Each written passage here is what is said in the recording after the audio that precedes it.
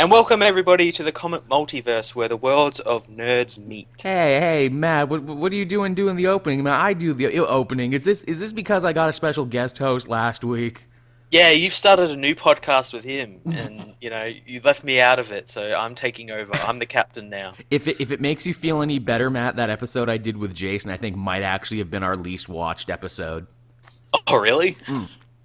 by like a couple hundred. But yes, and I was trying to crunch the numbers on that one. I'm like, either people really love Matt, really hated the thumbnail, or and this is also possible too because the Patreon has been going on so well, and because I've been putting this show up early on Patreon, maybe the most hardcore fans who listen and re-listen aren't listening to it here on YouTube and are instead listening to it over there. Yeah, on Podbean, yeah. I was going to say Patreon, not Podbean, but Matt let the cat out of the bag right there. It's official, everyone, as of today, as of you're listening to this. The Comic Multiverse officially has a home. It will be in the description for this episode. It's even on the front page of my YouTube channel over on Cape Jewel. We are now live on Podbean. They have a very clean, very slick user interface. I really liked it, so I got that happening. I re-uploaded all the old episodes. I figured the schedule I'm going to work out for, Matt, and you can agree or disagree with me on this.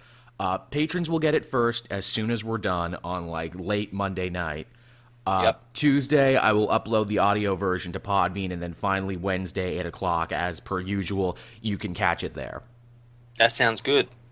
Okay, that's the way we're going to do it then. So, of course, everyone, if you want to be the first to listen to the show, all you got to do is become a patron for as little as $1 a month. You'll be helping me and Matt bring this show to you in the quality that you have come to expect, and you'll be getting a bunch of cool side videos and stuff, too, along with that, for as little as $1 a month. And, I mean, we wouldn't have been able to do this if not for the many great patrons who have already helped us out. I know I usually thank a new one, because usually every week we have at least one or two new people to thank. We didn't have a new one this week, but we're up there to around $85, and that's pretty cool. So That's thank pretty you, awesome. everyone who's already given. And Yeah. I guess with that, we can get into the show as we always do. How was your week, Matt? Really, really, really busy. I know you were tweeting some pictures there. You got your name down on some very official-looking paperwork. Yeah, it was really cool. I did that yesterday, and it was a lot of fun doing a TV show. A lot of stress, though, Mm-hmm. only because it was live TV. So it's all you got to be on the ball and everything. And yeah, it was a lot of fun though, a lot of fun. And then on the weekend, I went and helped out on one of the biggest sports events here in Australia. So Kangaroo that was really boxing. fun. Yep, kangaroo boxing The on the Fury Road. National Kangaroo Boxing Association. Wait, is that where the And kangaroo wrestling and is that where the kangaroos fight each other, or where humans fight the kangaroos? no, they get a bunch of wrestlers, Australian wrestlers, to like go and fight the kangaroos. So Thunderdome is what you're saying. One man, one Basically. kangaroo enter, but only one gets to leave. Yeah, it was big stadium, and they enter on both ends, and then they And have to Tina fight each other. Turner is up there for some reason. What a lovely country you have, Matt. I will need to come and visit sometime. But no, really, what were you doing? Other than that, not really a lot. I had a lot of work to do, so I was mainly Mm. doing that. And only in like the last 2 days, I've been sort of catching up on the week of TV I missed, and like Mm. I got Uncharted 4 Oh, and nice, been nice. playing through that, and yeah. I got Bloodborne. I found a good deal on that. My local game shop was having a bunch of red tag sales, and I said, you know what? Joel is going to decide to get good finally and catch the soul fever. And yeah, I know. Welcome to like 2 years ago. Am I right? I mean, that one's already had its DLC, and people are waiting for the sequel. Here's the thing. I beat Cleric Beast and Father Gascoigne, the first two bosses, on my first try, and I'm like, no one will believe me that I did this because I didn't film it. What the fuck is wrong with me? I can believe it mainly because I did that as well Here's in my the game. thing. I totally cheated out and cheesed it. I'm like, okay, so these were creatures don't like fire, huh? I'll have 20 Molotov cocktails, please, and I'll just stand back and throw at them. Now, Vicar Amelia took me twice, is the thing, but I figured out, oh, I can summon in someone else to help me, and they can be a meat shield, and if I throw this numbing mist at her, then she can't heal perfect. I can cheese all these bosses. Wait till you get like Dark Souls 3. I've been playing Dark Souls 3, and Mm. it's another realm. I've been watching the Two Best Friends play through that. They're already at Irithyll or whatever. They have a really interesting series. I think that's what pushed me over the edge. Where I'm like, these guys make it look so fun. I want to get into this.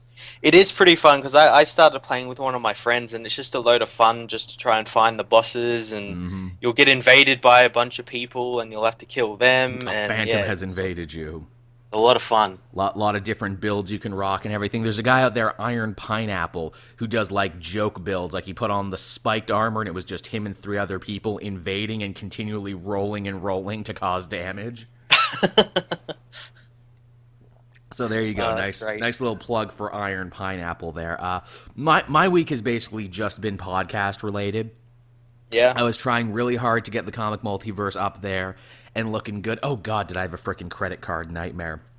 Yeah. Because here's the thing.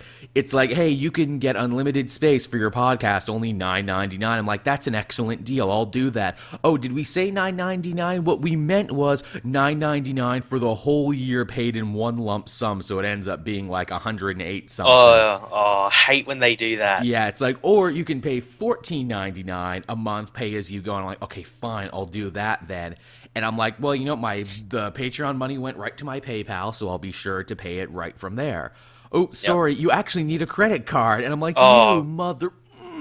God damn it. So I was furious, and I sat there for a couple days. I'm like, well, fine, then maybe I don't want to use Podbean, even though you and I spent all the time making it look all nice and everything. You even did some cool art for it.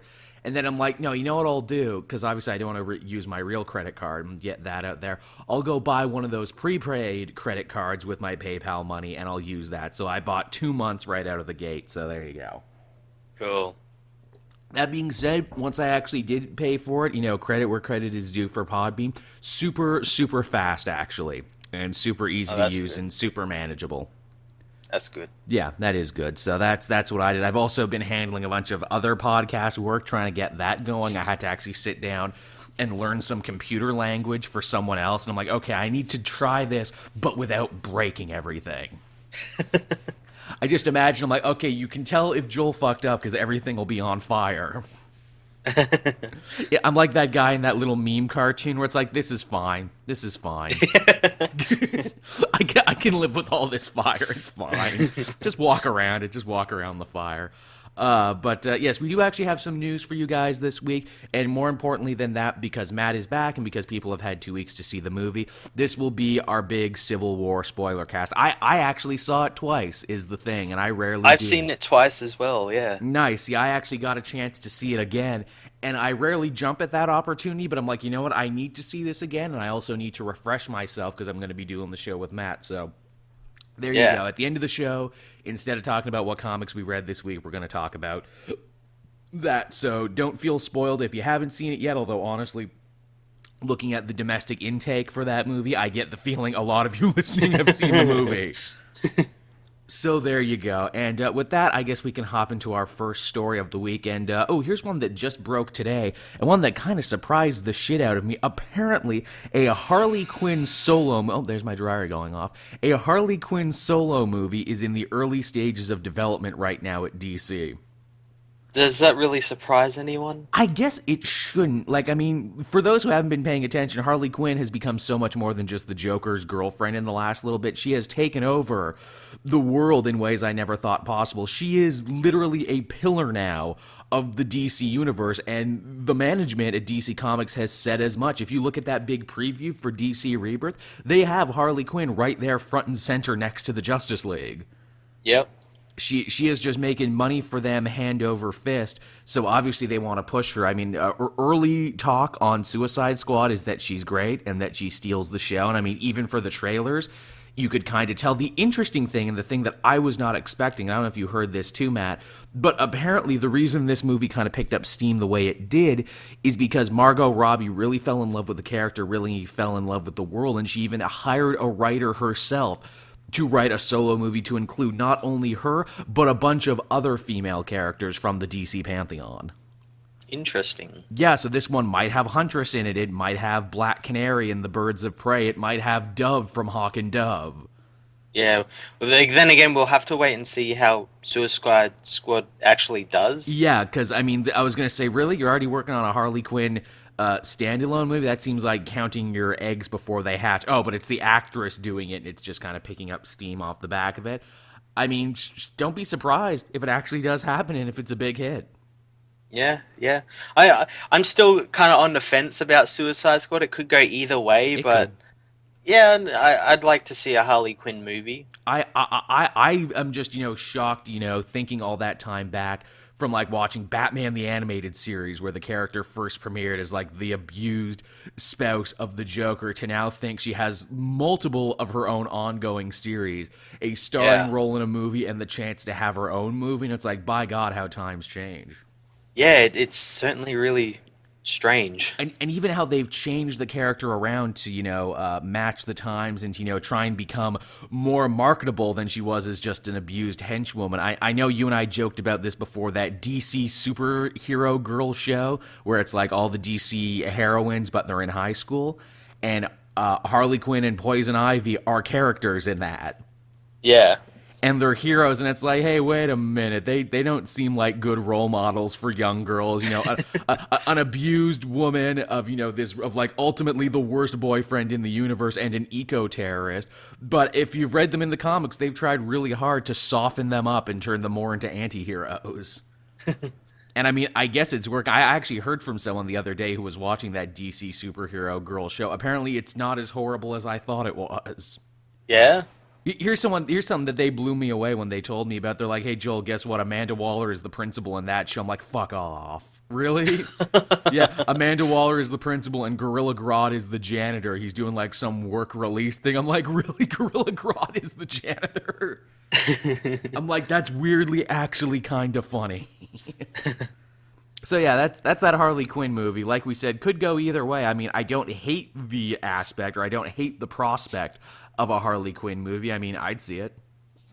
Yeah, I guess I would as well. I'd have to for work, so yeah. Totally. I mean, there's worse things. It just seems so funny that in a DC cinematic universe where they can't even get Superman right and can barely get Batman right, they're like, yeah, but Harley Quinn movie though. Yeah. It's like you feel like a Harley Quinn movie is something you have to earn when you get the Justice League and everything else right, but they're like, no, we're just gonna move ahead with this now. Yeah, it's something you do like, okay, we've done Superman, Batman, right? Everyone loves that. Let's move on to these characters. Yeah, it seems like you have your list out of order or something. Yeah.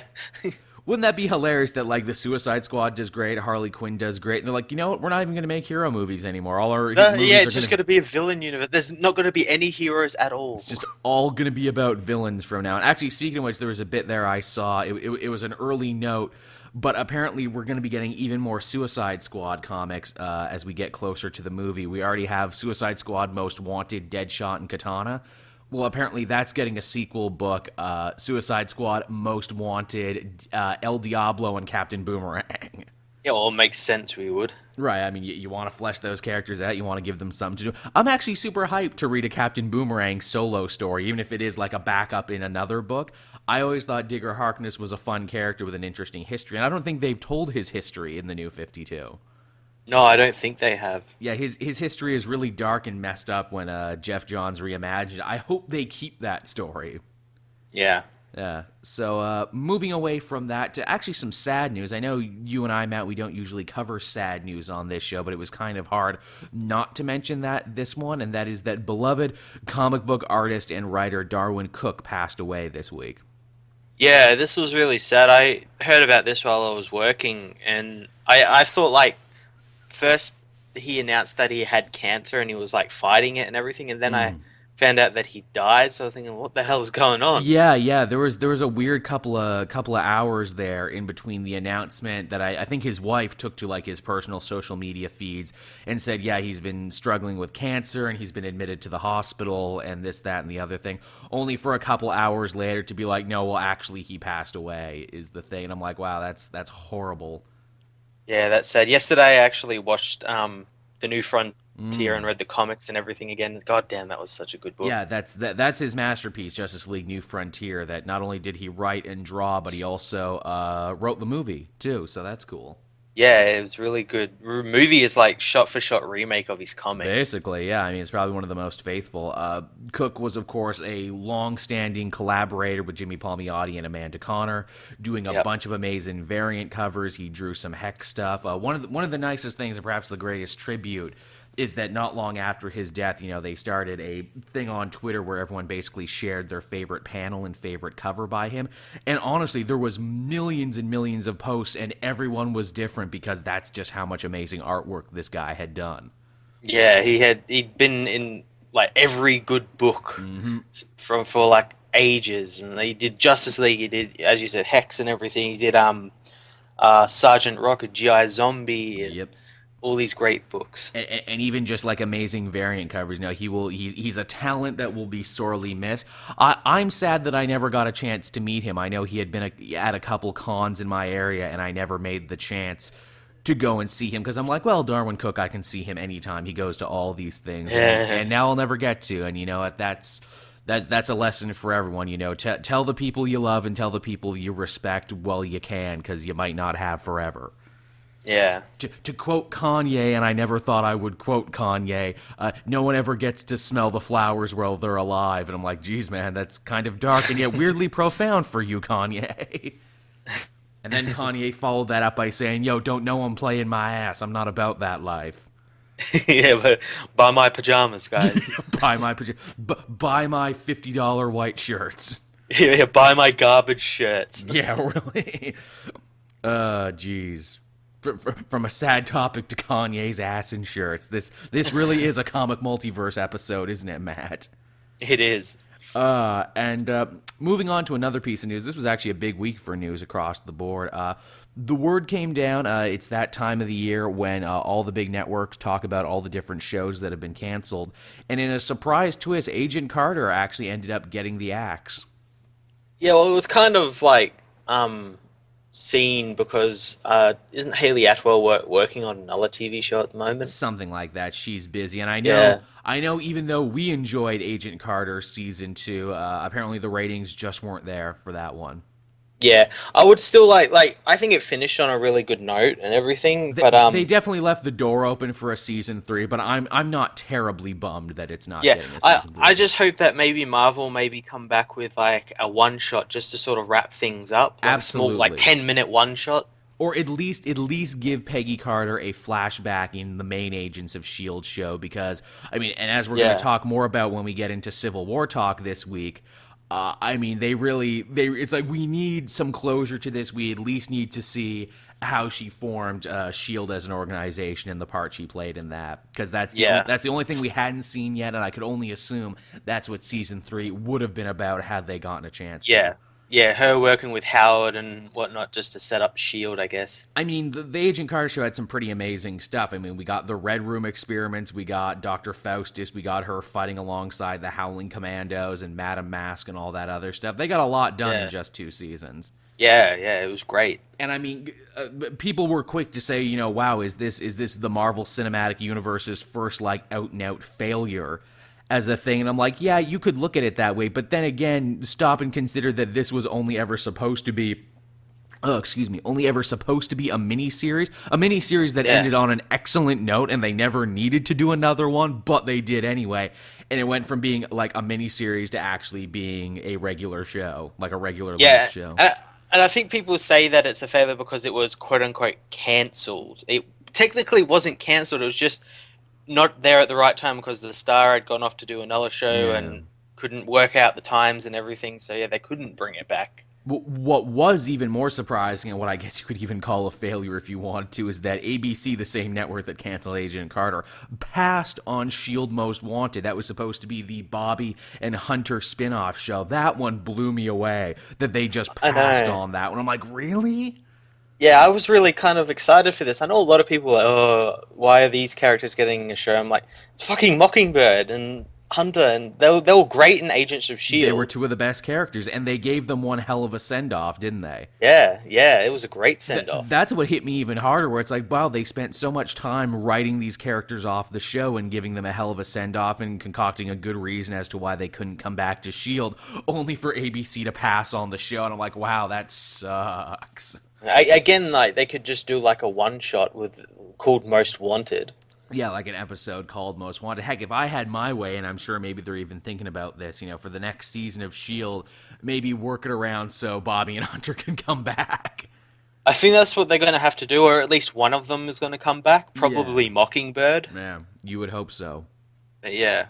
Yeah, geez, I mean, this caused further theories and further, rumor milling going on, and that is that, is ABC and Marvel Studios not getting along anymore at this point, or Oh, is it just weird because they time? like cancel a show, that doesn't mean that's like TV networks do that all the time. Geez, they also got rid of the Muppets, but it's not like, oh, or is ABC and Disney not getting along anymore? It's like, well, no, Disney owns them, so. Yeah, and they got rid of Castle and all these other shows and But hey, that are but kind of Disney related. but hey, Castle's gone, which means Nathan Fillion is free to be Wonder Man in the MCU now. Yeah. Nathan Well, Fillion, he was teased in those Guardians of the Galaxy set photos. he sure was. Maybe now they can Yeah. do something more with him than just a background character. Maybe he can become Wonder Man quicker now. Yeah, maybe he can come play Old Man Nathan Drake in Oh an man, Uncharted film. that would be fun. I'd be all about that. I'm sure everyone would be all about that. Yeah, yeah. Continuing on in the realm of movies, as we were, Michael B. Jordan was announced this week that he will be joining the cast of the solo Black Panther movie. Well, at least we will know he'll be in a successful superhero movie. Yeah, that's got to feel good for him, right? That's got to make him feel real good. Man, Black Panther is getting an amazing cast. And obviously, of course, Yeah. we'll talk in depth about Black Panther when we get to our Civil War Spoilercast portion of the show. But geez, it seems just like all the cool actors are going there. Who do you think Jordan is going to play?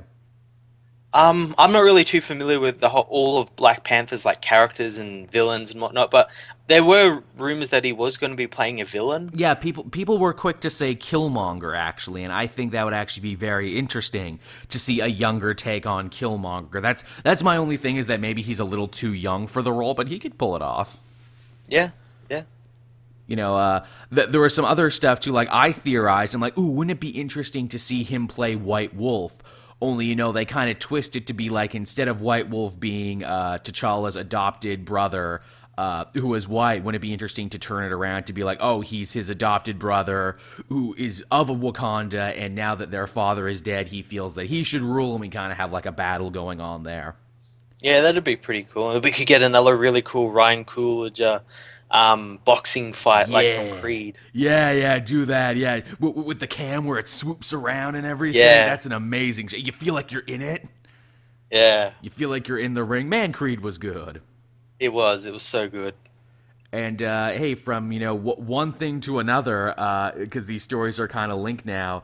Hey, Matt, remember that Fantastic Four movie that Michael B. try not Jordan was to. in that was terrible? Yeah, I try also not to. I also try and forget it. It's on Netflix right now, everyone. So if you're having trouble sleeping, I say put that one on. Fan four stick better than Ambien, says Joel of the comic multiverse. Raves Joel of the comic multiverse. But now you would assume that if Michael B. Jordan is getting another superhero franchise under his belt, then that means that this series is dead. Only later in the week, or earlier in the week, I should say, that last story came before. Simon Kinberg, in an interview, said that he was still very much committed to a Fantastic Four movie sequel, saying, with a cast like this, we'd be silly not to do it. Well, he sort of has to say that because he was the one who was he was like one of the main producers on the Fan Four Stick movie. Mm-hmm. So he kind of has to say that. He can't really admit that it was a failure. He's the man with the most egg on his face. Yeah. So yeah, and he even like when he was talking about the movie when it came out, like he never really admitted that it was a failure either. Even though everyone else did, and Fox took it off its rotation, and the Fantastic Four got taken out of the promotional material for other stuff. Yeah. It's like Simon Kinberg, the last person in the world who actually wants to see a Fantastic Four sequel. Yeah, I still think like he should like just get out of the X-Men and just go sit in the Lucasfilm room where all the people are making all the Star Wars films, because he's like producer on like Rogue One and like all those shows and everything. He's so like a powerful man for sure. You should just go sit and do them. They've been more successful than any of the He- X-Men films or He's a whatnot. powerful man who's been involved with a lot of great movies, which blows me away that he's still just latching on to fan four stick. And he's like, "No, we're gonna make it. It's gonna be great. Why don't you believe it's gonna be great? It's gonna happen." And all of his friends are just like, "Simon, Simon, we're starting to worry about you. Did you hit your head? Did you eat some bad shellfish?" It's gonna happen. It's gonna be great. It's gonna be great. No, Michael B. Jordan didn't leave. It's gonna be great. He's the Human Torch, and he'll always be the Human Torch. There's no two ways around it. Why don't you believe me? Oh, poor guy. And rounding out the news this week, this is something I'm sure people would be interested in, even though it was kind of a foregone conclusion. And that is, hey, shockingly, not shockingly, the Supergirl show for its next season is going to be making the move to the CW.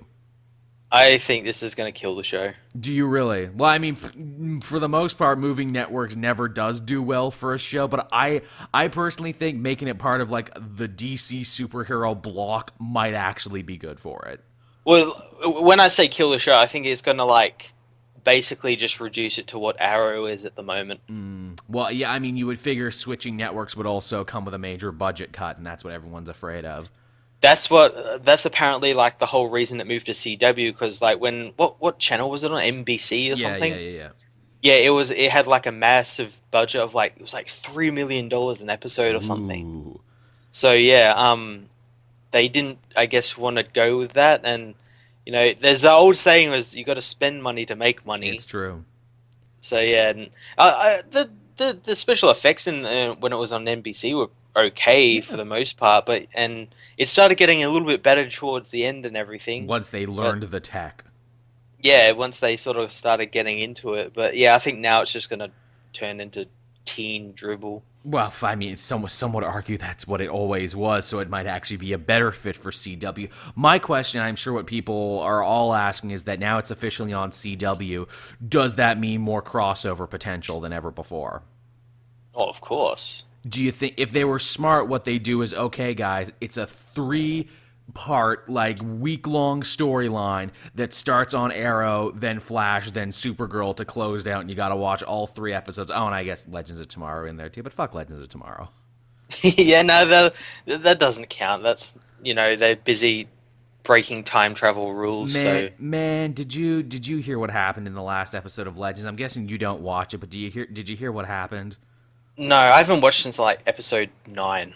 You didn't really miss. They had a great episode before this one where I'm like, man, that was actually really strong. I'm really into that.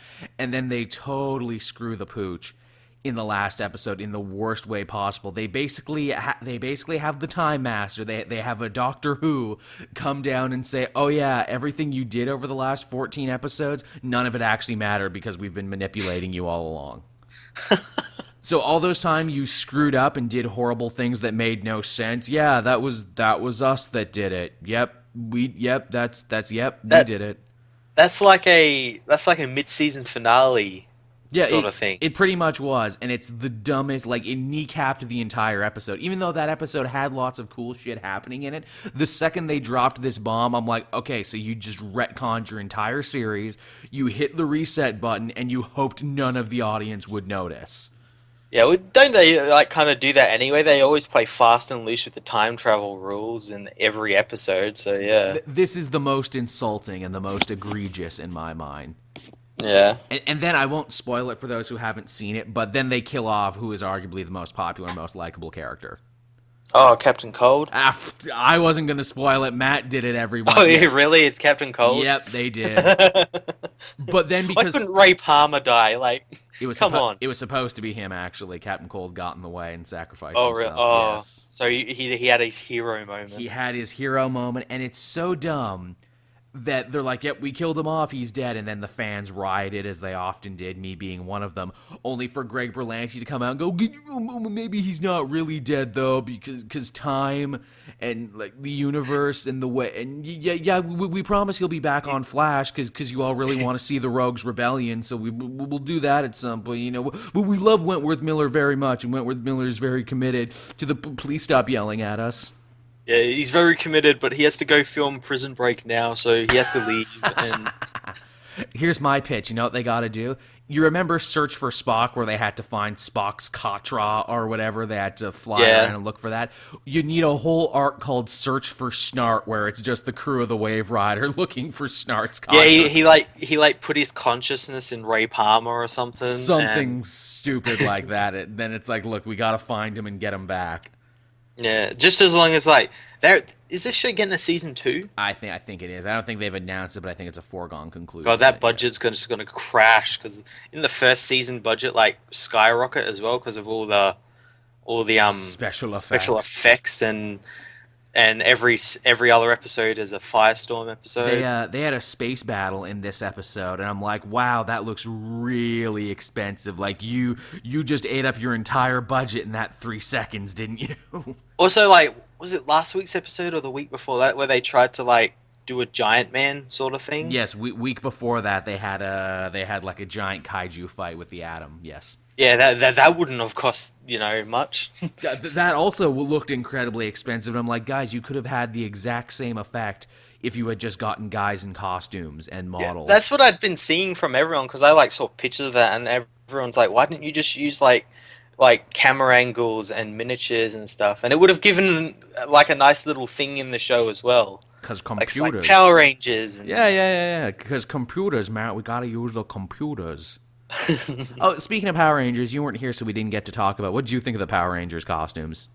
Oh, you mean the Mass Effect costumes? See, I called them the Iron Legion, and I was bitching to Jason that they looked way too much like Iron Man because they all have Yeah. big, huge, pronounced arc reactor blue chest pieces for some reason. That's the problem now. From now on, from like 2008 on, everything's going to be compared to Iron Man. Everything is Iron Man. Now, that being But said, the thing is, like, the designers are actually going that way anyway. They're like, yeah, we're going to make it Iron Man because that was successful. hey, you know what? Pat on the back to Iron Man and the design team for the movie. You created a costume so iconic, everyone is still ripping you off. Yeah. Even in situations when they probably shouldn't be ripping you off. And like I told Jason and I told the people who listened last week, and I'll tell you too, they look exactly like how I thought they were going to look. Yeah. I'm not angry, but I'm not happy either. You're just disappointed. I feel nothing. They elicited no reaction out of me. Yeah, also, this is a big budget movie. They look kind of cheap. Yeah, a little bit. Here's hoping they make up on it with good robot design or good monster design. Oh god, the robots. Please do them in man in suit with cardboard around him. No, they're going to be Transformers. They're going to pilot big, Yeah. ugly Transformers where you can't tell what's what. Yep.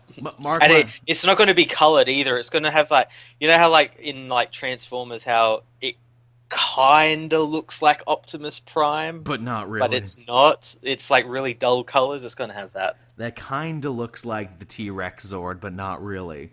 Yeah. But not really, though. So yeah, I mean, I guess we're a little over 30 minutes in now after talking about that. I guess we can get to the Civil War discussion. Now, I've already done one on another show, so I'm sure people will know what I think. I'm going to let you talk first, Matt. I'm going to let you say what you got to say. Yeah, so I did my review. You can go check it out on my channel. Please do. But I thought the movie was pretty damn awesome. Yeah, it sure was. Pretty awesome. They did a really good job of balancing every single character, like almost every character, if not every character, it's got a almost moment. It's almost a freaking miracle because up until now, what was like the quote unquote like smart knowledge that it's like, oh well, if you put too many heroes or too many villains in your superhero movie, it won't make any sense. It'll be a jumbled mess. Here, they juggle it all brilliantly and perfectly, and dare I say it, much like a comic book, because you have this established world. Characters can come in and out, fulfill their purpose, and then leave. And you don't have to wonder what's happening with them because it's like, oh, I'll just check in with them again in their next movie. Yeah, and this comes from like the Russos doing TV, and like they've done like obviously Arrested Development, Community. They had big casts as well, and big like arguably famous casts as well. And they had to obviously balance them out as well. So they've had experience doing that. You know, I never thought of it that way, but you're right. The Russos' TV background probably helped them out immensely in juggling an ensemble cast like this. I mean, Just, it's so much cool stuff going on. It's so much to talk about. Thematically, there's a lot going on in this movie. It's like, yes, the Civil War is all about the heroes fighting, but what they're fighting about isn't what they're really mad about. And I think that's quite interesting, where it's Tony Yeah. is obviously being motivated into his kind of shitty actions by shame and by guilt, and in a backwards sort of way, hoping that, well, maybe if I seem to be more mature and take an interest in what's going on, maybe Pepper will come back to me because I'm sad that she left me. Yeah.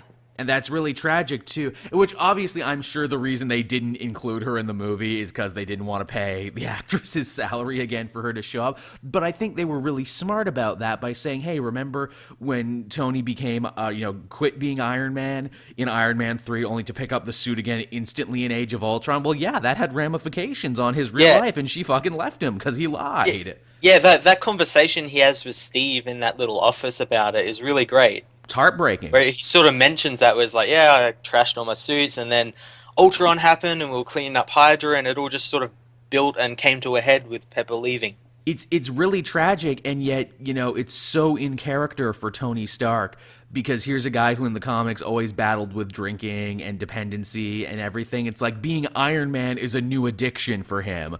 Like, it's as unhealthy as drinking was. Yeah, and we also got like more backstory for him about like why he did all that drinking and stuff because of his parents' death, which was like a big part of this movie. We got to see them and a really cool de-aged Tony Stark. Yeah. Really cool. Which kind of looked like him from Less Than Zero, which made me wonder, did they just scan him from Less Than Zero and put him in this? I actually read an article yesterday where they actually used that movie as reference, because that would have been about the year that movie came out, would have been 91, when that scene was set.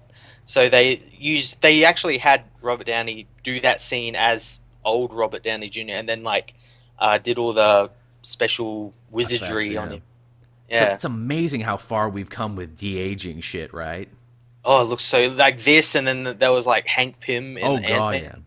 Yeah. I swear to God, at the Disney Marvel offices, they just have like the Fountain of Youth in their offices, and like, okay, you get in for 5 minutes.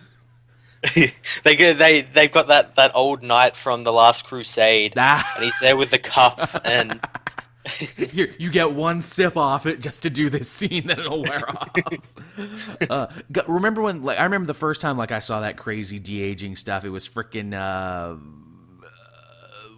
Patrick Stewart for X-Men Origins Wolverine. You're like, oh God, he looks plasticky and horrible. Yeah. He looks like a Well, nightmare in saying that creature. movie never really had a good budget or effects team or anything, so yeah. No, it didn't, but it's funny to think that, we've mastered that now. And again, too, back to the thematic stuff, that's what drives Tony to do what he did in the movie. And Steve is being equally as destructive here because he is refusing to let his friend Bucky go because he's, the last connection to his past, the last connection to the life that he remembers because Peggy died. And now he slowly is starting to feel that much more alone in the world. That scene when he finds out Peggy died was actually really cool, how he goes down to the stairwell and actually cries. Oh, yeah. And then when you see him carrying the coffin, he has tears in his eyes. And I think that's the first time we've seen Captain America cry. I think so, too. It's like, man, Chris Evans, hard to believe that he was the original Human Torch and he was in that shitty The Losers movie. He's become quite an actor in his time as Captain America, hasn't he? Yeah, it's really, I guess, grown him and everything. Yeah, he does some interesting stuff. Also, talking about the funeral while we're at it, how cool was it that they took Captain America's speech from the Civil War comic and they gave it to Peggy as something that she's saying, from beyond the grave?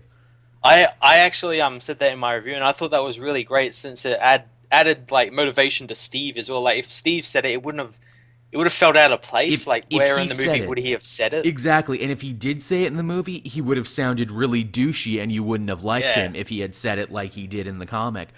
The movie was filled with a bunch of references to the comic that I was not expecting. The mother who guilt trips Tony early on. Yep, that's right from the comic too. They changed it around, but the sentiment is still there. Yeah, it is really great. And I like it too. The lady only showed up once, unlike in the comic when that lady kept showing up. And it's like, lady, how do you keep getting past security? Yeah, she just kept showing up there and on like TV and everything, and yeah. She was basically like trying to be his Jiminy Cricket, but it got really annoying by the end. It's like, Tony, you should feel bad about yourself. My son died. You should feel bad. Dead kids. And Tony's like, oh my God, I already feel bad enough, lady. I've started a civil war. Leave me alone. Even how they kind of retrofit the explosion from the comic, of course. In the original Civil War, it was a bus full of children that were blown up by Nitro because they were fighting the shitty New Warriors. Here, it's admittedly the youngest and most untrained of the Avengers, Scarlet Witch, who does it by trying to stop Crossbones from blowing up. I like how they kept the sentiment of that scene in there. Like, this could have happened to anybody, but it happened to her. Yeah, the untrained one. The untrained, arguably the most powerful one, and holy shit, man, did Scarlet Witch in this movie ever act like Scarlet Witch from the comics. Yeah, it was great. I loved seeing scenes with her in it. She and friggin' Captain America did the fastball special. Wasn't that amazing? That was so cool. It's like, quick, fling me into the building. Yep.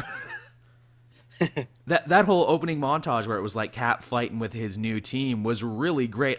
Falcon has Red Wing now. Yeah, he has, and it's like a little drone. It's a and little everything. drone. How clever! It's so cool. How clever is that? I thought Frank Grillo, for what little of we saw him, was awesome at Crossbones, and I was really bummed when they killed him. I'm like, no, let him stay. Yeah, I kind of hoped that he would have gotten maybe a couple more scenes in the movie and everything, but yeah. It's like, come on, guys, you build a supervillain prison in this movie. You need put him in there. But then again, I guess they needed that because it's like, look, the heroes weren't responsible for the explosion. A villain did it, and they just made a mistake while trying to contain said explosion. Yeah, well, yeah. Again, and it's sort of like the one in Civil War when Nitro explodes. And yeah, he's sort of acting as the Nitro in this situation. Yeah. My only hope is that maybe if they do introduce Sin down the line, the daughter of Red Skull, which, man, what a great villain she would be if they ever did another Captain America. I'm hoping she, like, tries to resurrect Crossbones with, like, evil magic or some shit. Just to get him back, because we need him. I like him too much. Yeah, Frank Grillo is great. He's great. The costume is great. I love that it's just like a World War II Hydra costume that they repainted with skull and bones. Yeah, and he's got like those big gloves that like punch stuff really hard. Pneumatic punching fists, which I guess they kind of need for the movie universe, because in the comics, when you see Crossbones, who is just a normal guy, fighting Captain America, you're like, yeah, of course he can. But in the movies, too many people, I'm sure, would ask questions where it's like, hey, how can that normal guy fight Super Soldier Serum Captain America? And you're like, yeah, I guess it doesn't make any sense. Yeah, it's like, oh, Captain America just kicked a car at a guy, so how's this guy like keeping going up shot with it? for shot with him? Because it's like in comics we have a thing that is widely accepted by fans called badass normal, where it's like the Punisher is badass normal, which means he can go toe to toe with anyone, even people he shouldn't do. Crossbones is badass normal. He can go toe to toe with people even he shouldn't. Black Widow, perfect example of badass normal, who can go toe to toe with anyone even when maybe she shouldn't. Yep. And how great was she in this movie? The Russos write the best Black Widow stuff, don't they? Yeah, they write the best, like, everything. Every character in this, like, was so much better than, like, the other versions of them in the other movies. It was so great. Someone I saw the movie with the second time pointed out to me, where it's like, did they change Black Widow's stunt woman for this movie? Because she seems to hit way harder than she does in all those other movies. I don't know. Maybe, I don't know. I know, like, the stunt woman that was in this movie was one of the other Winter Soldiers in those flashback scenes. It was the woman one, but cool. Yeah, I don't know whether they did change them. I don't think they would, mainly because, like, you develop a relationship with that stunt double everything. I mean, heck, they're making you look good, right? So you want to take care of them. Yeah. I mean, they do so much great work with Black Widow from, like, Winter Soldier to this one, where they make her so key to that final moment in the end where she's almost the Spider-Man character, where it's like, yeah, I was on Iron Man's team, but then I switched at the end. Yeah. The thing is, like, I don't think she was ever on one team. No, she was just always on the fence and just sort of like, oh, what if I did go this way? And, oh, that happened, I'm going there, I'm gonna go shoot Black Panther a bunch of times. She was the ultimate double agent, and see, you brought it up. Now we got to talk about it. How friggin' cool was Black Panther? Oh, perfect. I like they set a precedent where it's like he's richer than Iron Man, can run as fast as Captain America, and can fight as good as Winter Soldier. Yeah, and also the introduction of Black Panther and to an extent the Wakandans was really kind of smooth as well, since that was sort of Organic. what set up the Civil War sort of thing. Because when Wanda blew up Crossbones, it also blew up a Wakandan aid center Yep. in a building, and that's what sort of brought Wakanda in.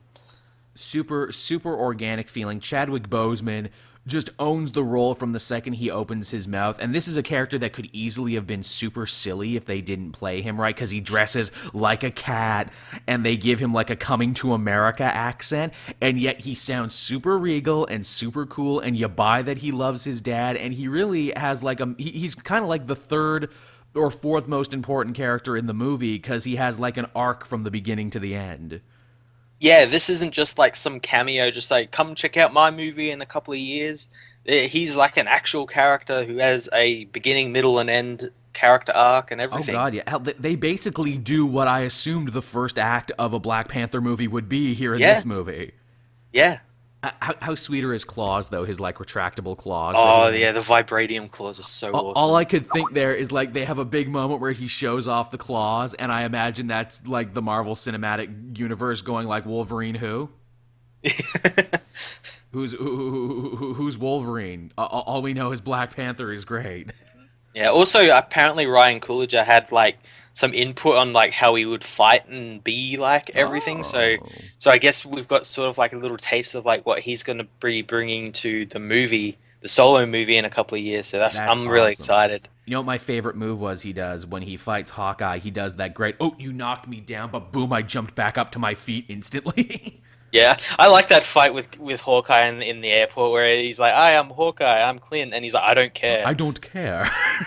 And I'm like, yeah, that's what he would say. Black Panther gives zero fucks. The costume has no pockets for him to keep his fucks in. He leaves them back at the temple at the necropolis. Back at the Temple of the Black Panther. Oh, sorry, I left all my fucks in Wakanda. Come at me, bro.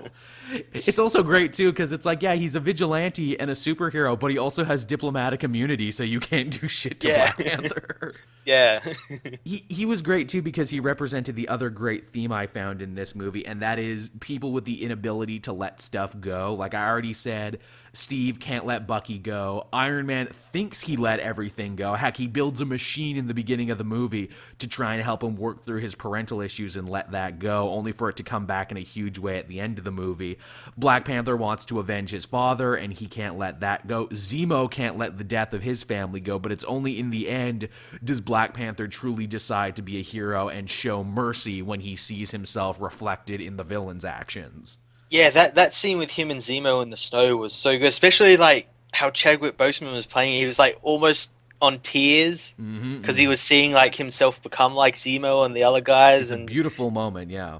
his lines as well are really cool. He's like, rage has consumed him and it's consuming them, and he doesn't want it to consume him. Everything is perfect, he says, where, I want to go see my family, I want to be dead, the living are not done with you yet. Yeah. Every line is perfect, and that's so Black Panther. It's like, I rarely open my mouth, but when I do, I say the coolest shit. Yeah, it's got me so hyped for his movie. Oh, that one's gonna be so good. It's like, don't worry. When Black Widow's talking to him, don't worry, T'Challa. We'll find the man who did this. You have my word. No, I will kill him myself. Oh, what a badass dude. We're this deep in, and we haven't even talked about Spider-Man yet. Oh, I wasn't really didn't really know what they were going to do with Spider-Man. Like, I knew he was in the movie, and I just thought, oh, he's probably just going to turn up and everything. But Spider-Man and Peter Parker and Aunt May and all that had a good 10 minutes They get a of the short movie. film basically within Yeah. this movie. Yeah, like when we cut to Queens, and we see Peter Parker returning with an old DVD player to his house. I love that they To made him poor. I think that's so Yeah, great that they made Peter Parker poor as shit. yeah, that's great.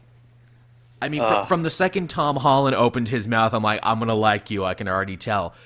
The fact that they have a Spider-Man who talks with a Queen accent, like a Spider-Man who actually sounds like he's from New York, yeah, that's great. that's beautiful. I think that's so great. I love that he dumpster dives. I love that he tinkers. I love that he's poor. It's the little things that sell it, you know?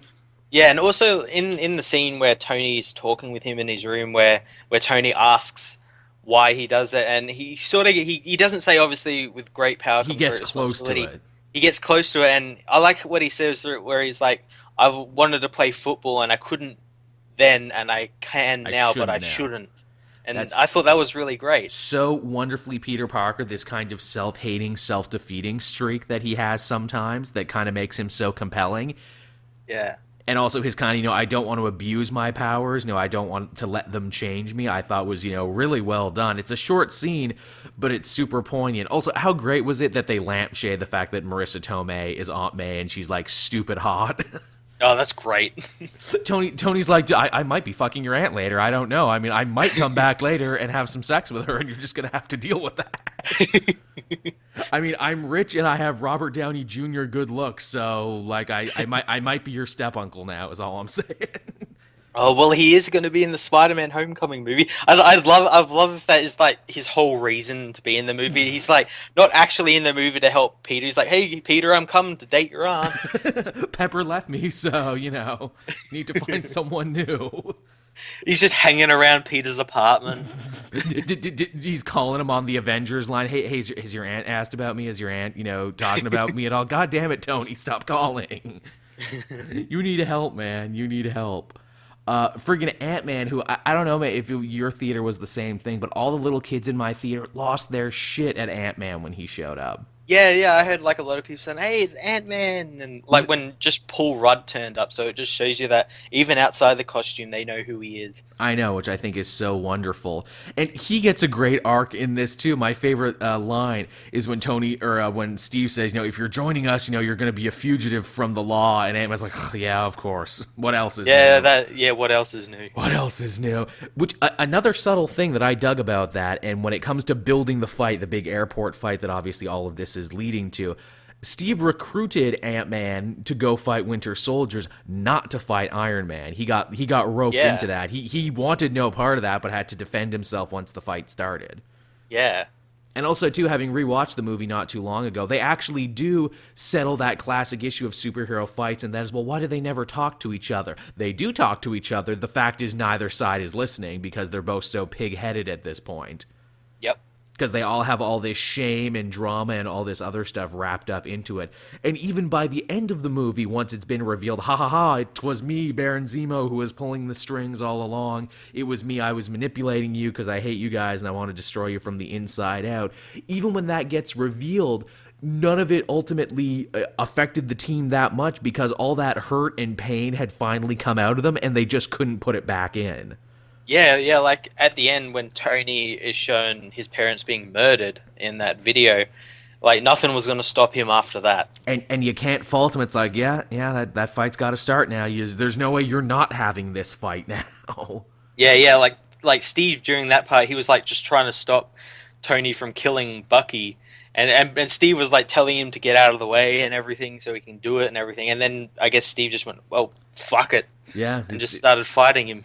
It's on now, and it's heartbreaking, and it's sad, and you don't want them to fight, is the thing, but they got to. And I like how they sell that idea of that when heroes fight, nobody wins. I mean, the worst injury of the movie is when Rhodes gets shot by Vision, a guy on his own team by accident. It's friendly fire that fucks him up. Yeah, and he cripples him. Cripples him, yeah. Well, Marvel Universe cripples him so he can still walk, just not good. Yeah, he walks with the Iron Man leg things. And the fact, too, that, it was Falcon who was flying after him there. Falcon stops doing what he was doing to try and go and help Rhodes when he fell. I thought that was so interesting, too. I'm like, yeah, see, even when they're fighting, they're still heroes. Yeah, and again, it goes back to a line that I think Wanda said, where Clint was pulling his punches, and that's really what they were doing in the whole fight. They weren't trying to kill each other; they were just trying to stop each other from fighting. And even with pulled punches, that airport fight, easily the best super-powered super fight we've gotten in a movie to date. It was amazing. It's going to be very, very hard to top that one. Yeah, it was a good 17-minute fight Hmm. as well. With multiple characters, multiple powers, multiple stories going on, and yet all of it is balanced perfectly. No one feels like they got buried. No one felt useless. Everyone had something to do. And then once that's done, everyone graciously steps aside and lets Captain America have the finale of his own movie, which I thought Yeah. was, it's so simple, and yet you're like, wow, they did it. Yeah, yeah, that was like another thing. Like before this movie, everyone was like complaining that Iron Man was going to be in it, but like truthfully, we don't actually get to see an Iron Man armor until that airport fight. Yeah, they make you work Before that, for it. it's just Tony Stark in a suit trying to convince Steve to sign these accords, and then the rest of the movie is just all about Steve. Yeah, and I mean, like the actual fight itself, like the moral argument of should we work with the government, should we remain independent? You know what it reminded me of on my second viewing, actually, and I could be totally stuck up my own ass. I could totally be reading way too much into this. It reminded me a lot of like the Comics Code Authority in the early days, where it's like, look, if we don't step in to regulate ourselves and regulate comics, the government will start doing it for us. That's what it kind of reminded me of in a weird way. Yeah, yeah. That's kind of what it got for me. And it's again, both guys have really good arguments in the thing. Why they would be for it and why they would be against it. Yeah, yeah, they never really as well say that one side is right. Yeah, it's Captain America's movie, and they don't even say that his team is ultimately the right one. Yeah, and it's great because they do it as in a way that you say, well, like this, I agree with Iron Man at this point, and then something happens, and you're like, no, fuck him. Captain America's right, but no, Iron Man's right, but Captain America's right. Or both sides aren't right. Yeah, that's what I took away from it. I know some people say, I went in this movie as Team Cap, but I went out Iron Man, or I went in as Iron Man and came out as Cap. I think at the end of the day, the genius part of the movie is that they're both doing the right thing, but for totally wrong reasons. Yeah, yeah, and That and both really kind of selfish reasons as well. Yeah, that both were way too close to this actually, and everybody suffered because of it. And now the Avengers team is completely fractured moving into the future. Yeah. What about Zemo? Because we haven't talked about this. I really assumed, and I even mentioned this in my review, that people were going to lose their shit about this new movie version of Baron Zemo in the same way people lost their shit over the Mandarin. They didn't actually. People accepted it, weirdly enough. Yeah, well, I think he's perfect. Yeah, I He's mean, absolutely perfect. he makes Like a lot of it's sense. kind of a bit silly to do like the Baron Zemo with the red purple sock on his face. Yeah, with the sword, Captain America, welcome to Yeah, die. they still kind of did that in that he's like Sokovian and he's like special forces and everything. So Hmm. I think I had a suggestion that like maybe if they do like the sock thing, they could make it some sort of that shield holographic tech that they had Ooh. in Agents of Shield and the Winter Soldier. Like he Nice, because he nice. he got all the shield files, so like that was like a piece of technology he cracked from them or something. He was a face changer, as we saw there. He made himself Yeah, look like exactly. Bucky, so he's clearly a master of disguise. Yeah, and he didn't die, so he's coming back. No, which I liked, and here's my pitch for that. So we have Thunderbolt Ross, who is also in the movie, and man alive, did I think Thunderbolt Ross was going to be revealed to be a villain at some point, but he didn't. Yeah. I'm thinking maybe Thunderbolt Ross is, look, we couldn't get the Avengers to sign the Accords. I want to start my own government team of superpowered individuals to help defend our, what we want to be defended, and we're going to call them the Thunderbolts. And hey, Yeah. Zemo, you're a special forces guy, aren't you? You're under our jurisdiction. How would you like to use your powers and skills to form a team with us? Yeah, yeah, like he comes to him and says, like, look, these Avengers, they didn't do good, they didn't If follow if you our if you hate orders. them so much, how about you outshine them? Yeah, yeah, yeah. How about you make an Avengers team yourself, Yeah, one that will be better and everything. that would be interesting. And what, you could even do it the way they did in the comics, where it's like, I'm Baron Zemo, and these are my original Thunderbolts, like Atlas and Moonstone and Fixer and everything. And it's like, and now we're gonna be better Avengers than the Avengers. Yeah, and also, we had Everett Ross in the movie as well. I don't really know a lot about that character. Do you? The name sounds familiar. I know, so that's the guy that Bilbo plays. Yeah, yeah. The I think Doctor he's Watson related to plays. like Black Panther and everything. Like I think he's going to be in the Black Panther movie or something. But Right. I keep hoping that maybe this guy might be like um, Red Skull or something. Wouldn't that be some shit? Because if you remember from the Brubaker run, which this movie and Winter Soldier borrowed a lot of from, you eventually found out that the Red Skull was living in the mind of Alexander Lukin, the crazy Russian guy. Yeah. How funny is it too? This movie had two guys named Ross. Yeah, it was really weird. And you know what? I've never once heard since seeing the movie. I've never once heard anyone say like, "Are these two characters related?" Yeah, yeah, yeah. I've never once heard that, which is something that you would think would happen, but it hasn't.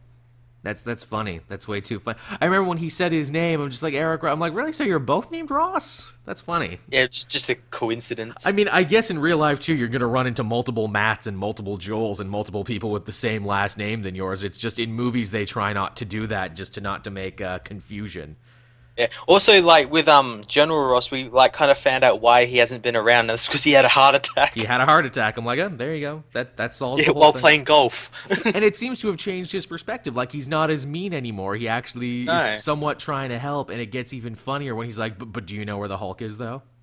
Yeah. Do you know where Banner is? I'll give you some money for if you know, tell me where Banner Yeah, really, because I really hate him. If you couldn't tell, is. Yeah, he fucked my daughter. he done sex and did my daughter, and I'm angry now. You wouldn't like to see me when I'm angry. Man, I hope he turns into Red Hulk at some point. I mean, do it in the Thunderbolts movie. Make that a thing where he's like, no, I can't trust superpowered individuals anymore, so I'm going to become a superpowered individual now. Yeah, I'm gonna be the captain. Eric Ross Smash. Yeah, we should also talk about like a lot of people sort of expected the death of Captain America because that's kind of what happens at the end of Civil War. And Well, it happens in the death of Captain America, yeah, but yeah. which is a resort of Civil Which is War. a fallout of Civil War, yes. Yeah, but technically he did die.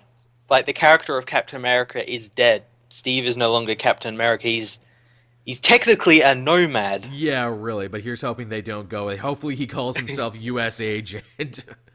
No, well, like I've been saying, like they need to bring in John Walker now, the U.S. agent. They were like, well, we don't have a Captain America now. We need to appear that we do still have a Captain America. So let's bring in John Walker, because we've seen obviously in Jessica Jones that Nuke guy and like how yes. they were doing and everything. There's so it other could super be like soldier programs out there. yeah, it could be like an offshoot of that, and they bring him in to be Captain America, and he goes kind of insane, and yeah, Kind of like really the cool. Grand Dictator, like that '80s Captain America, who they retconned away to saying, yeah, that was a fake Captain America. Yeah, and then they should also like bring back someone who was cast or who was like auditioned for Captain America to Oh, be that would be U.S. smart. agent, like John Krasinski. Oh, He needs that to would be. be smart. That would be really smart. Yeah, There's so many ways you could go for a Cap 4, and yet in many ways I'm like, you know what? Maybe don't make a Cap 4, because this is a genuinely great superhero trilogy, something you never really get to say. yeah, it's like it's perfect. And every movie got better and better. And everyone was an escalation of the other one. Yeah, What a great fake out too with those Winter Soldiers. As soon as I saw them, I'm like, yep, this is where the movie's gonna go now. It's gonna be a big fight against these Winter Soldier guys. Oh wait, they're all dead. yeah, he killed them all. It was never his plan all along. Yeah, geez, what a freaking swerve. You know, that was such a good swerve. I forgave the whole, the big final push was that Winter Soldier killed the Starks, and I'm like, yeah, I know, because I paid attention during Winter Soldier. But it wasn't even so much the fact that was the twist. It was the fact that Steve knew and he lied about it, and he didn't tell Tony about it. Yeah, I thought that scene was really great. It's like you figure that would be the first thing you would tell your friend, but it's like, no, this would destroy him if I told him that. Yeah, and he says that in that letter he writes to Tony at the end. Yeah. That was great, and he's got like the bat phone now. Yeah, not a Cap phone.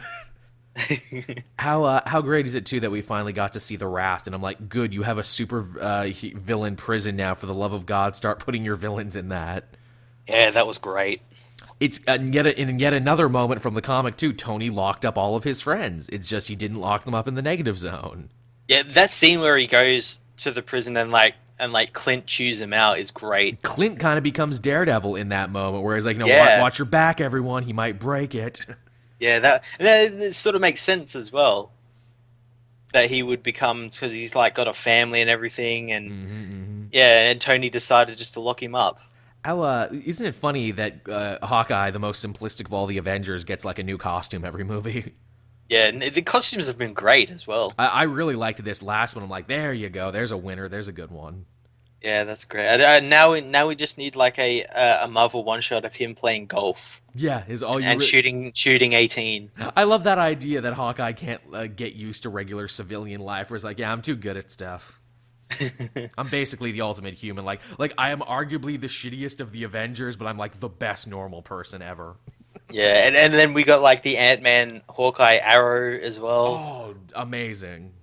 Yeah, Perfect. and it was set up as well, so it emulated the comic book cover as well. I'm your conscience, Tony. We don't talk very much. That was a great scene, and I like in the jail how Scott goes, Hank Pym never said you could trust the Stark, and Tony's like, who are you? Who? Who are you Who? again? Man, I hope that becomes a thing in Ant-Man and Wasp in the next one. Where he's like, and I met Tony Stark, and he was very mean to me. He was a I real. can just imagine like the just before like when Cap calls him up and everything. He's like Hank, I need to go help. I need to go help Captain America. He's in trouble. He's like, you can't, Scott. You can't use the suit for whatever reason and everything. But Tony Stark is trying to kill him. It's like, here, take this new suit. Go kill Tony Stark, that Yeah, asshole. fuck that guy. Fuck him. Fuck him and You know, his dad. it's hilarious because I thought like obviously with the work that you and I do, it's hard to go in a movie without shit being spoiled for you. And one of the things people spoiled when I was reading it's like, oh yeah, and Spider-Man fights Giant Man in the movie, and I'm like, oh seriously, holy shit. I really can't believe that Michael Douglas is going to be Giant Man. Obviously, it wasn't him, but we did get a version of Giant Man, although in my heart of hearts, I'm like, man, how hilarious it would have been if Michael Douglas came out and became Giant Man. Hi, it's me. Fucking fighting in my fucking airport. It's me, Michael Douglas, the Giant Man. Oh, that would have been creepy. But Michael, can you get a little louder on that? No. Smash, Douglas, smash. That Giant Man stuff was awesome as well. That was great. It's amazing too that they pull it out here because you figure that's your big moment for Ant-Man 2, but no, they pull it out here. Yeah. Well, like in Civil War, there was giant man, but and like he ended up getting killed by that creepy clone Thor. Yeah, Ragnarok Thor. Or no, Yeah. that wasn't Giant Man. That was Goliath who got. Oh yeah, that was Goliath. Yeah. Hank Pym, Giant Man, was in that story, but he was on Tony's side, and we found out later he was a Skrull. And comics are weird. Yeah. Comics are fucking weird. But this movie was not weird. This movie was fun. This movie was really cool. Hits so many notes just perfectly. Does so many things that you wouldn't expect it to do. And I mean, it makes it all seem just like seamless, and makes it seem almost like easy. Like they've got it down to a science now. Yeah, and again, it's like a movie that was earned. It's not something you just like go head first into. This took what, like 13 movies to build up to. You couldn't have had Civil War, and it wouldn't have been as good if not for like the 13 odd movies that preceded it. Yeah, because they're pretty much all referenced in this film. It's weird and interesting too. A lot of people complained, and I've kind of come around to it too. That Ultron, while enjoyable, was a pretty bloated summer blockbuster. Hilariously, Civil War is the truer sequel to the original Avengers, and yet you could not have Civil War if not for Ultron. It was an integral piece of the puzzle. Yeah, exactly. Even the small stuff. Again, Scarlet Witch and Vision get a mini movie in this much bigger movie. Yeah, that stuff was great. Especially like the Vision Hawkeye fight. How futile it was. Yeah, oh yeah, totally. I love like them living together and him trying to approximate humanity. And for Vision, how do I be human? I'll wear a sweater. Humans wear sweaters, right? Yeah, and like a kerchief and... Am I human enough yet? Is this what humans do? Yeah, I'm just like a geometry teacher. Man, when he stepped out, I laughed and I'm like, that's good. Vision in a sweater is just an amazing image. Also, let's face it too, it probably helped the makeup team too. It means they didn't have to make him up all that much. Like, just put him in a sweater. Yeah. Just put him in a sweater, it's fine. And him like trying to cook and it's like use a pinch. What is a pinch is not an actual measurement. What is a pinch? I am a robot. This makes no sense to me. And then them even implying near the end of the movie that he's actually becoming more human. Yeah, yeah, like he starts having feelings for Wanda. Like that's one of the reasons why he accidentally shot War Machine. Hell, at this point, if they wanted to do like a Scarlet Witch Vision spin-off movie, I would happily watch that. Yeah, yeah, I would as well. I'd happily watch a movie just about them. Well, I imagine like he's going to be a big part of Infinity War since he has an Infinity gem like Right in in his his head. forehead. So yeah, Right in his head hole. Hell, I can imagine that being a sad moment where Thanos rips that off his head and he dies. I don't think he will die. I think they'll like replace. I think he'll be gone for a little part, but come back for like big end battle Oh, of because course he will. Tony will put like a solar gem or something in, like something from the comics. Yeah, yeah, yeah, yeah. Yeah, But yeah, I mean, really, what more can you say about Civil War? I mean, it was great. It was great. It was awesome. yeah, yeah. It was really cool movie, and it's got immountable rewatchability as It well. really does. You know, I happily watched it twice, and it wasn't like I noticed new stuff like I did with other movies, but I appreciated it more. I appreciated the workmanship of it. Yeah, and it's just fun And as well. of course, if you're a Community fan, yes, the Russo brothers loaded it up with Community references and Community actors. So there you go. Yeah, yeah, yeah. It was great. You got all that going on there. Yeah, don't know what more to say about. Oh, here you go. I know some people would argue, and I mean this is totally a worthy argument to have, that Winter Soldier might have been a little bit better. I know Rich Evans, who we like so much from Red Letter Media, he Yeah, made that argument. Where do you stand on that? it's kind of hard to compare them because they're two vastly different They films. are, and then it's like the classic sequelitis problem there, where it's like, yeah, sure, you could argue Winter Soldier is better because it's tighter and because you saw it first. Yeah, yeah, and less characters. You got more time with these certain characters and everything. But yeah, It is shocking too, where it's like, man, they built two huge movies all around Winter Soldier. yeah. Well, again, like you sort of do need two movies for him because like his story, like Was the Ed huge. Brubaker one was, yeah, it was massive. It was an epic that took years to finish.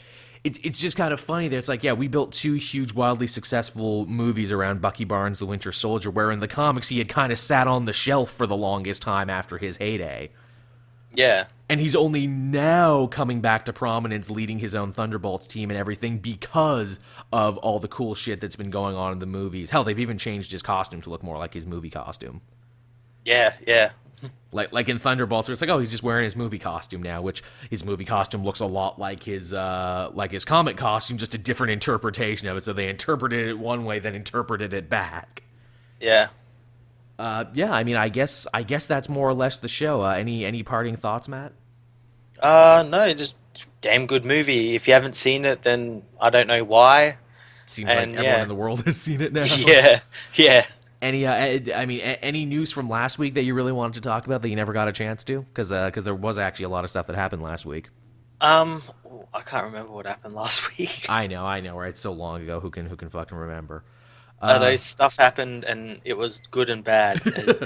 That's just you said it perfectly, man. You took the words right out of my mouth on that one. So yeah, Jesus Christ, we might actually be ending this one a little earlier than usual for me on my end, but you can't say you didn't get a jam-packed, meaty show for the ages, one that you can now listen to on what was that website again, Matt? Podbean. Podbean on Tuesday. I will make a habit of uploading that when I wake up late in the afternoon, whenever I wake up, because I'm a lazy piece of shit. But yes, everybody, thank you so much for listening to this all-new episode of the Comic Multiverse. I hope you enjoyed it. Down in the comment section below, be sure to like, comment, favorite, subscribe, do all that other social media stuff. More important than ever now to follow Matt and myself on Twitter and Facebook and what have you, because I will be tweeting the Podbean links when those are up, so you can get that and you can listen to the show a whole day early for those who Awesome. really like it. So, yeah, everybody, that'll just about do it for me and Matt. See you next time. See ya. Bye-bye.